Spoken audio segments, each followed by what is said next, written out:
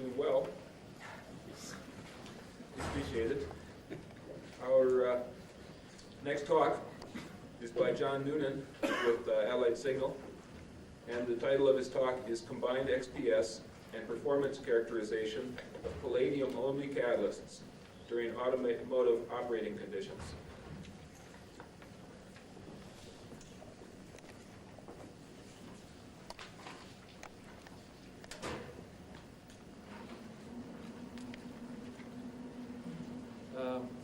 The title of my presentation is shown here. I'm going to be discussing XPS characterization of three-way catalysts under real-world operating conditions.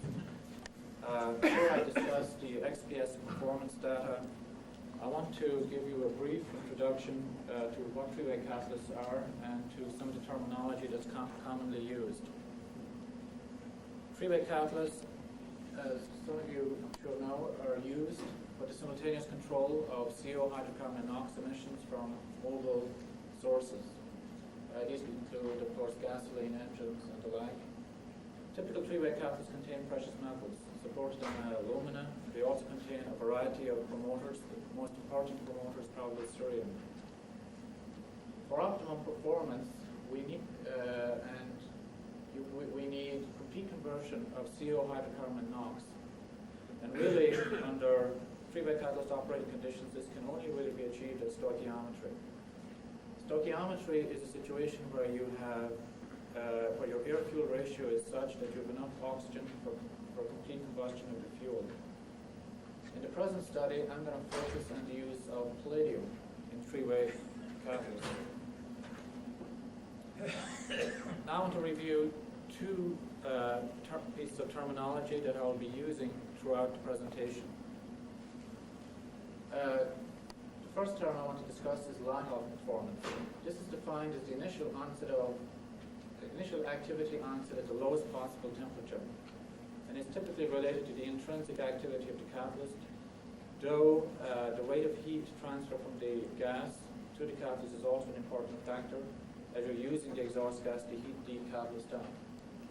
The second terminology I'll be discussing or using is air-fuel traverse activity. This is defined as the maximum conversion over a wide air-fuel ratio at temperatures greater or equal to usually than 350 degrees centigrade. Now, air-fuel here refers to the weight of air divided by the weight of fuel. At stoichiometry, you have a ratio which can allow complete combustion of all of the fuel. However, in a real-world application, you deviate from this air-fuel ratio due to accelerations or decelerations in the vehicle. This performance feature is related to a number of parameters, such as intrinsic activity of the catalyst, mass transfer, noble method availability, and stoichiometry. What does a typical three-way catalyst converter looks like? It's shown here. The catalyst is typically a honeycomb monolith located in a metal shell with insulation surrounding it. The catalyst itself, the active material, is supported on the inside of these quarter-eye channels, and this is where the wash coat noble metals are located. I referred earlier to the fact that we really need to operate in stoichiometry for optimum performance. Here I'm showing a typical air-fuel traverse plot for an aged platinum rhodium cerium alumina catalyst. And what I want to demonstrate is the importance of being in stoichiometry. Stoichiometry here, the fuel use here was indolent. Therefore, the stoichiometry is about an air-fuel ratio of 14.56. And you see at this stoichiometry, at this value of air-fuel ratio, you can achieve very high conversions of CO, hydrocarbon, CO, and NOx. If you deviate to the lean side, as occurs in the deceleration, you lose your NOx conversion activity. If you deviate to the rich side, you lose your hydrocarbon and CO performance. So why the interest in palladium only? Recently, there's been great interest in introducing commercial palladium-only catalysts as replacements for platinum and rhodium. One of the main reasons for this is the cheapness of palladium compared to these other two precious metals, but also because you can achieve performance benefits with palladium which you cannot achieve with platinum and rhodium. However, if you examine the catalytic literature, you find that palladium is known to exhibit a complex relationship between its oxidation activity and the reaction conditions. And a classic example is methane oxidation. Three-way catalysis does not occur under very controlled conditions. It occurs under very dynamic conditions where you have large variations in oxidizing and reducing environments.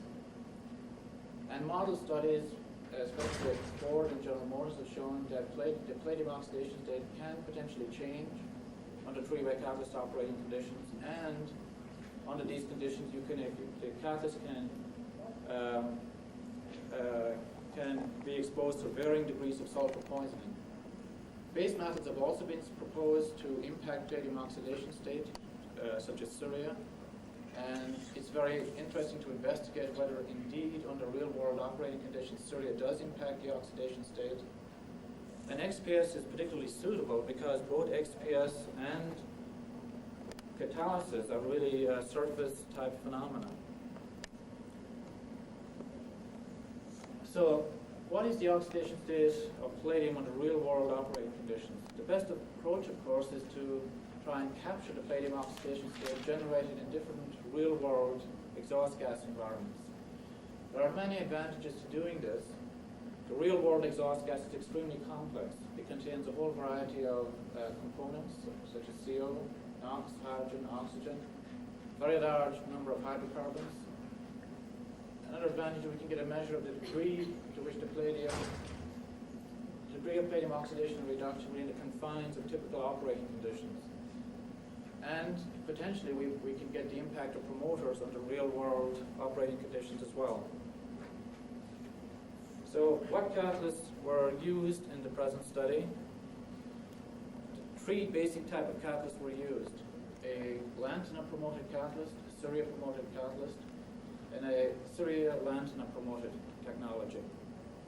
The palladium loading here is given in typical units for this industry, and what this works out to be is about 1.5 weight % palladium on the base metal alumina support. Both lanthanum and Syria are important promoters in palladium technologies. Aging and testing.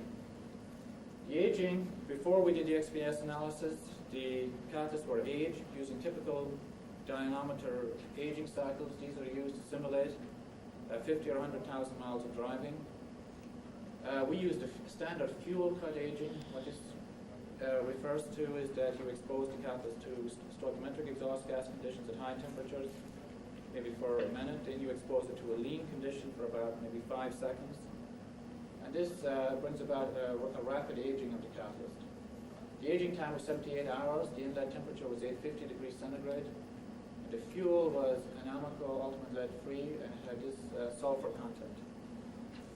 In this picture I'll show you the diagram of the aging engine. This is a Ford V8 engine, this is a side view. Here the exhaust gas is exiting the 4 cylinders on this side. It then gets collected to a one pipe. This combines with the piping from the other side of the engine. Then the gas is sent through, is combined, and then split into 2 equal streams. One exhaust gas stream passes through a reference catalyst, and the other one through your experimental technology. Because the aging, these reactions are extremely exothermic, you see that the outlet piping is glowing red hot. So you can get exotherms during the aging of upwards of 100 degrees. Testing involved three different types of test. One was the stoichiometric light-off test.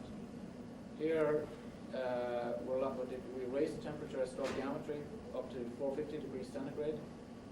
During the light-off, the exhaust gas is oscillating slightly between rich and lean. This arises because you're using an oxygen sensor to control the air-fuel at stoichiometry, and it generates a natural oscillation. 2 types of traverse tests were done. One was where we started on the lean side, and we did a lean to a rich rich traverse, and the second traverse was a rich to lean, and these were done at 450 degrees centigrade. These are the conditions of the test. The air fuel, again, was a Ford V8 engine. It was an air fuel ratio as shown here, and we use indoline as the fuel. So now, how are the actual experiments done? Here is a picture of the test engine with the reactor located on outside of the engine. The exhaust gas is coming in this direction. The way the temperature is controlled is the exhaust gas is initially passed through a heat exchanger. So by raising the water level in the heat exchanger, you can either cool or raise the temperature of the exhaust gas. For the light-off experiment, the experimental procedure involved doing the light-off temperature up to 450 degrees centigrade. After the light-off temperature was complete, then the exhaust gas was diverted at the back end of the inlet here, and then the outlet valve was closed, therefore isolating the reactor. The reactor then was cooled down to room temperature, and the catalyst removed. So the catalyst was removed from the converter at room temperature. After doing this, the reactor was unloaded. A sample of the wash cord from the inlet end was removed using jeweler saws. And this, after removing maybe 200 grams of powder and sieving it to remove the excess chloride, the sample then was immediately stored in a nitrogen glove bag. So basically, the experiment involves the following steps. In the first experiment that I just described, we attempted to capture the state of the palladium at stoichiometry. In the other two experiments, we tried to capture the palladium state on the lean side and on the rich side. In the case of the air fuel traverse test, the way the experiments were done as follows. The catalyst again was taken up to 450 degrees centigrade at stoichiometry. It was allowed to stabilize for 2 minutes. And then we moved to the first air fuel traverse point. Then we do the sweep, and when we go to the end, which if we start on the rich side, we end up on the lean side at the end of the sweep. The catalyst was held at that air fuel point for 2 minutes, then it was cooled to room temperature and samples removed as I described.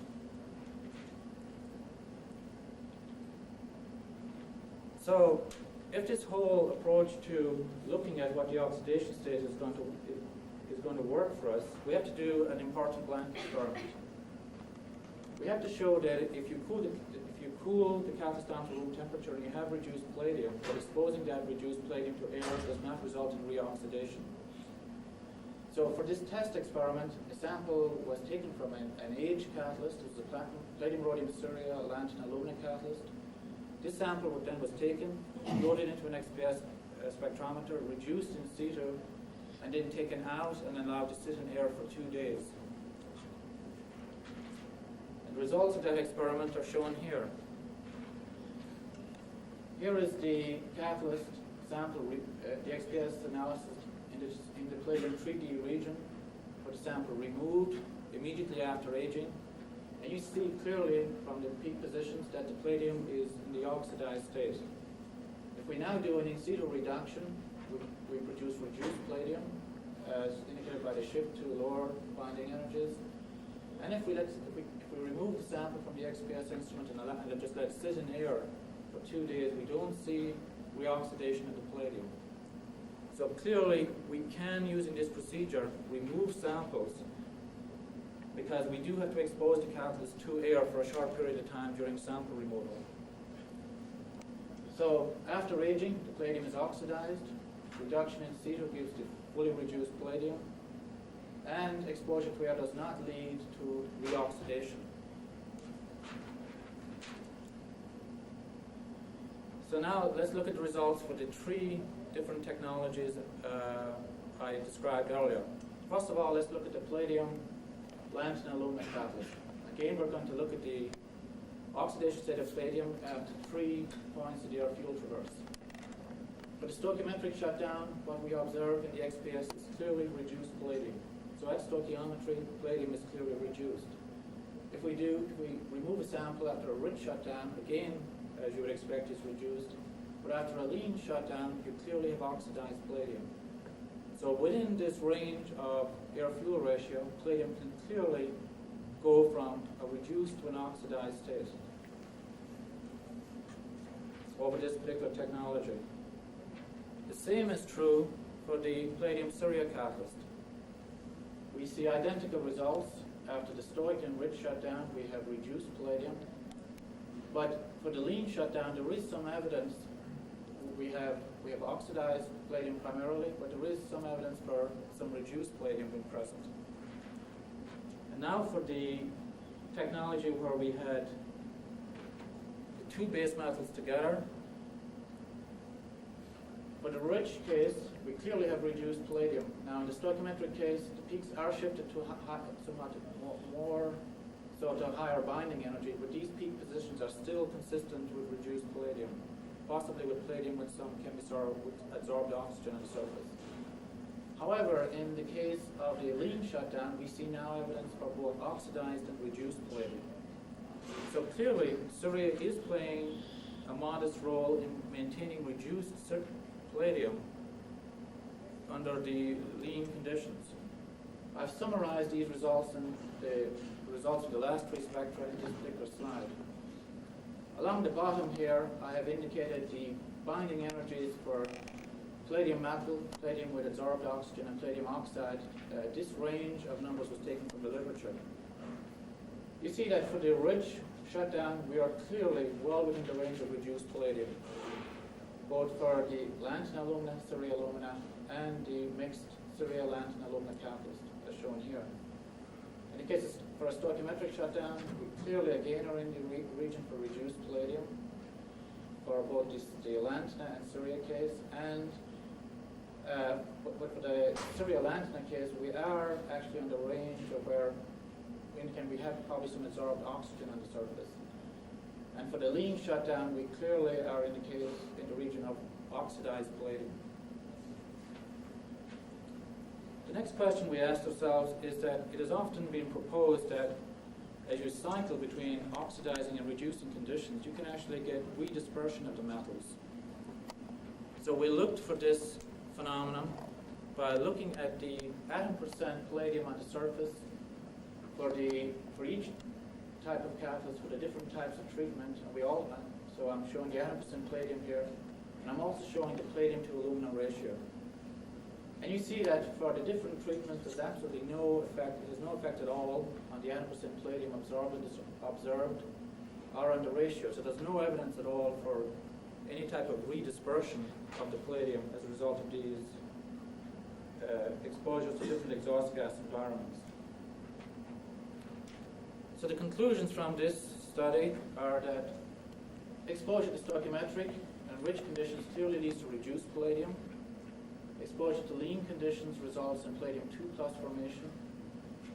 And in the Syria-containing catalyst, there is some evidence that the Syria may be stabilizing reduced palladium under lean conditions. There's no evidence for palladium redispersion. So the conclusion is that indeed the oxidation state of palladium can change dramatically under typical exhaust gas environments that the catalyst can see. And Syria may be playing a role in maintaining palladium in a reduced state under lean conditions.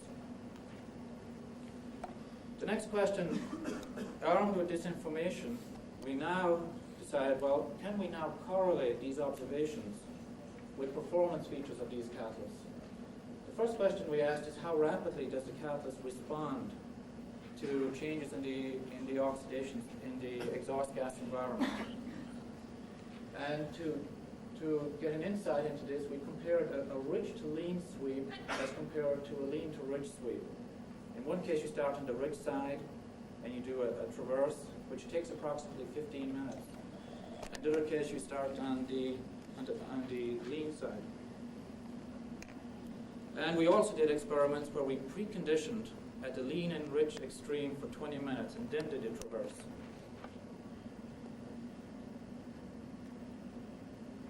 The results of these two types of experiments are shown here. First one, where we just do a lean to rich, followed immediately by a rich to lean traverse, essentially has no impact on performance. The only place where you see a slight difference is there seems to be a slight advantage of the rich to lean traverse and the rich side for NOx, but essentially there seems to be very little impact. And the conclusion we draw from this is that the system is responding very rapidly to the exhaust gas mixture. Here is a case of where we preconditioned or exposed the catalyst for 20 minutes to the rich exhaust gas before we did traverse, and conversely on the lean side, and again the traverses show no impact or very little impact of doing this. The next question we asked is, can we correlate the impact of different promoters? And two very common promoters used in palladium-only catalysts are Syria and lanthanum. So first of all, I want to show you what the impact of both these promoters are, because they do have a profound effect on the performance of these catalysts. Here I'm showing the air-fuel traversal performance for engine-aged palladium-Syria alumina and palladium-lanthanum alumina catalysts. And this is a lean-to-rich traverse in both cases. You see that the impact of lanthanum in the blue squares here is felt most on rich side NOx performance. And achieving advantages on rich side NOx for palladium-only technology is extremely important, because this is primarily the role of function, primarily the role of rhodium in typical three-way catalysts. So lanthanum here is compensating for this deficiency in palladium-only. And a second benefit of lanthanum is on rich side hydrocarbon performance. Syria, on the other hand, has a different impact. It impacts stoichiometric CO and NOx performance. Now, in these two comparisons, the differences are actually quite small, but you can, in other technology comparisons, you can see it. Like, for example, if you didn't have a lot of lanthanum present, you would see a very large impact of Syria on stoichiometric performance. If you remember back to the XPS study, the biggest difference between lanthanum and Syria here is on which side performance here. But the XPS showed essentially there was no impact of the base metal on oxidation state at this location. So the correlation, so the conclusion we draw is that the base metals are not impacting the oxidation state of the palladium. What we do find, however, is that the rich side NOx performance is correlated very closely with another characteristic of the catalyst, and that is the palladium dispersion. Here is shown the rich side NOx, or stoichiometric NOx conversion, is a function of 1 over the diameter of the palladium crystallites for aged catalysts. And you see that for catalysts that have very large palladium crystallites, such as the palladium supported on gamma alumina, 1 over D is small, and you get low conversion. If you go to a specialized lanthanum stabilized alumina, where you have smaller crystallites, you get much better rich side NOx performance. And you get a nice linear correlation for different types of materials. Like this particular material here, a samarium stabilized alumina, falls under correlation. It indicates that the rich side NOx performance is not really correlating with promotion by the base metal. It simply is a function of the palladium crystallite size. Finally, I want to discuss how does the evolution of different oxidation states of palladium impact sulfur poisoning. And here indeed we do see a very large effect. Now, these studies were not done on engine tests, they were actually done on a laboratory testing unit. I'll just show you the air-fuel traverse performance in the presence and absence of sulfur dioxide. These evaluations were done on a lab tester, but this lab tester contained a full complement of exhaust gas components. However, the hydrocarbons were not, of course, as complete as in an engine test. They only consisted of propane and propene. And the catalyst evaluated was the type of catalyst I discussed earlier, the palladium-Syria lanthanum alumina catalyst. And here is shown is the impact of sulfur as a function of air-fuel ratio. If we start on the lean side, say for for NOx, we see that the presence of sulfur has no impact at all. But as we approach stoichiometry, where reduced palladium is forming in the catalyst, we now see a marked impact. And as we go to the rich side, the case where we're testing with sulfur, we see a dramatic drop-off in performance, whereas the sulfur-free test is showing very high activity. We see an identical trend for rich side hydrocarbon performance. So clearly, there is an enormous impact of sulfur, and that sulfur impact is correlating with the appearance of reduced palladium. So the observations that the degree of sulfur poisoning is clearly a function of air-fuel ratio. The largest impact is on hydrocarbon and NOx, and the onset of this sulfur, very large impact of sulfur poisoning, is clearly correlating with the production of reduced palladium.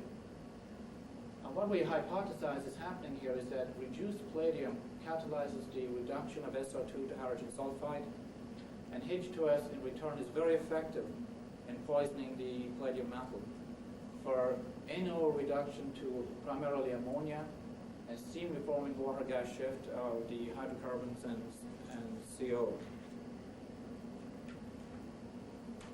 The overall conclusions from this study are outlined here.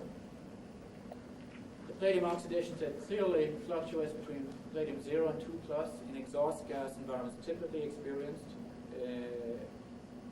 And on the rich side and around stoichiometry, palladium is primarily present as palladium 0. On the lean side, we have primarily palladium 2+, but we also have a small amount of palladium metal, especially if we have Syria in the technology. These oxidation states evolve very rapidly as the exhaust gas changes composition. Sulfur poisoning is primarily associated with reduced palladium, and in the absence of SO2, palladium metal is a very effective catalyst. These were severely aged catalysts, but still the palladium was extremely effective for hydrocarbon conversion and NOx reduction. And finally, I want to acknowledge a number of people who were involved in this work. The XPS work was done by Ed Leone, Jeffrey Donner, and Norma Kahn. Ron Silver was involved in catalyst preparation. The engine evaluations were done and coordinated by John Scowen and Randy Shaw.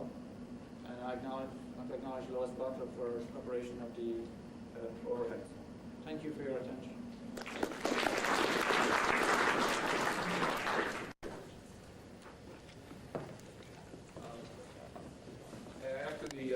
After the questions, the people with posters stay around because I have an announcement for them. Bob Ferraro from Englehart. John, it was interesting that you didn't see the redispersion of palladium. Yes. Was I correct in assuming that you were about 300, 350 degrees centigrade? These tests were done at 450 degrees centigrade, the air-fuel traverse test, but the bed temperatures were about 70 or 80 degrees higher, so the actual temperature seen by the catalyst was over 500. It's probably, in very, very lean environments, this redispersion and restructuring of the palladium has been very well documented. So it's probably because you're just very, very close to stoichiometric, even though you're just slightly lean. Yeah, very strange things happen to palladium when you age under lean conditions. Yeah. The catalyst seems impervious to aging if you do a lean type of aging. Yeah. And there have been many speculations as to why this is the case. One is that you get a redispersion of the palladium at very high temperature lean aging. But under our testing conditions, where I would say the bed temperature is about 500 degrees or maybe 520, we did not see evidence for redispersion. Well, I think a lot of the things that you're saying are pretty well consistent with the wide differences in behavior when you're close to stoichiometry with palladium versus very lean. And I would say even that applies to the cerium and the lanthanum effects. I think they will dramatically affect the oxidation state when you're very, very lean, but not good. I want to congratulate you on a very well-documented piece of work. I have one question which I think is just a confirmation. All this happens on the time scale of 1 Hertz. That I don't know. That's an important issue because this has to do with broadening the window. Right. The experiments were done such that we stopped the air-fuel traverse on the lean side at an air-fuel ratio, say, of 15. We were oscillating there at plus or minus 0.35 hertz, so we were sitting in a lean condition. And then we isolated the reactor and cooled the reactor down.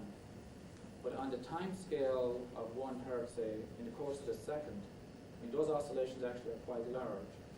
Let's say you're sitting at stoichiometry, and you've got an oscillation of plus or minus 0.35 air-fuel units. Well, on the lean side of that oscillation, the question is the palladium oxidizing?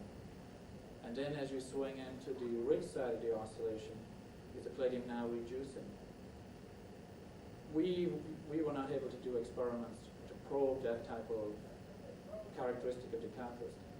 However, there is one piece of activity evidence that suggests that maybe it's happening, and that is, if you do a test in the presence of sulfur, if you compare a static to an oscillation test at stoichiometry, you find that if you oscillate at stoichiometry, you get better performance.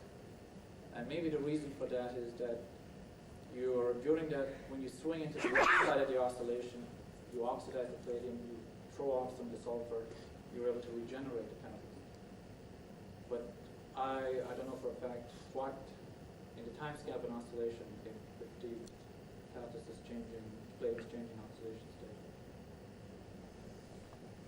Daniel Versasco, the University of Oklahoma. Yes. You estimate the dispersion of palladium based on the ratio of XPS intensity palladium over aluminum. That's correct.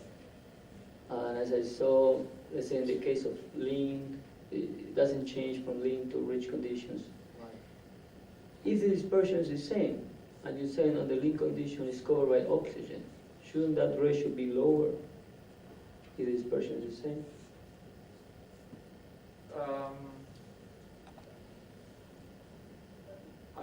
I would assume that you're saying that by having oxygen What I'm saying, you have a layer of oxide, the signal of palladium has to reduce if you keep the size of the particles the same, right? If you have the same ratio, it will mean that you actually have redispersion.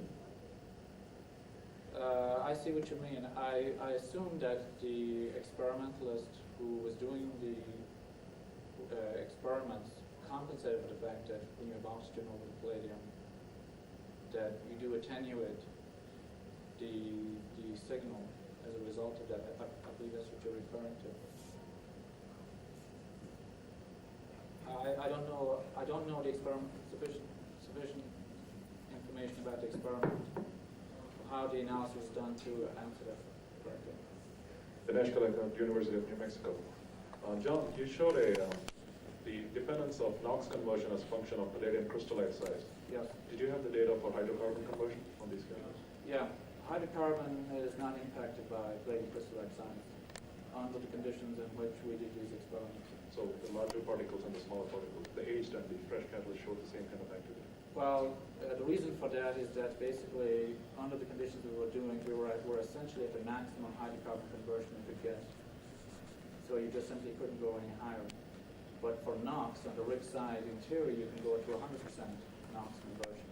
So there you did have you could, since we were low, you can go all the way to 100% conversion.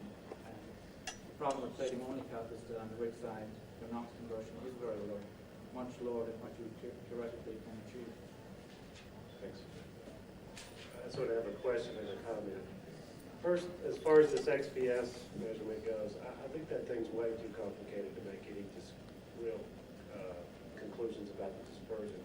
Because as you form an oxide, it's true that you lower the sort of the surface density of palladium, but in almost every system, it's also shown that you increase the mean free path of electrons through oxides is higher than through metal. And so those two competing effects blend together in some. I guess with a very serious calibration study, you might could work out those details. I think we were only looking for an extreme case. Right. I'd say the signal changed by a factor of 5. Right, and you didn't see that. We didn't see that. I mean, they only changed within plus or minus 10%. My other question is this, it sort of follows Mordecai's line of thinking. The main evidence you have that the palladium oxidation state is basically in real time in equilibrium with the gas phase composition is that when you sweep rich to lean versus lean to rich, you don't see any difference. My question is, how long did it take you to do that traverse? Those traverses took about 15 minutes. Okay, so you were going very, very slow. Now, Yeah. I mean, I guess a better probe of that would be if you could be on the lean side and then step function to the rich.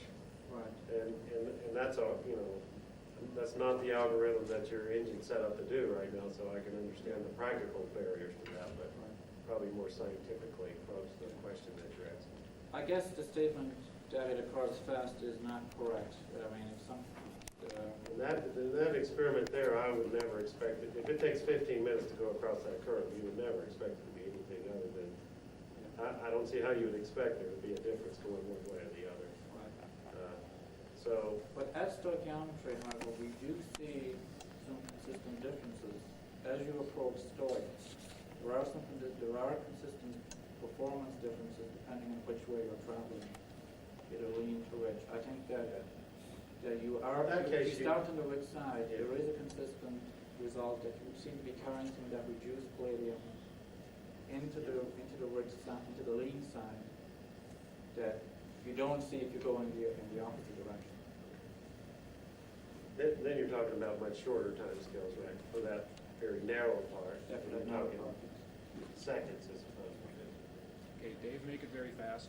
Yeah, Dave Kastner, University of Washington. Just to comment again about the XPS ratios. I agree qualitatively with you that there's no large dispersion, but if you do turn the crank and go through and account for oxide, metal, and all the different mean-free paths, you can really sort out if you're changing your particle size slightly by either removing or adding oxygen to it.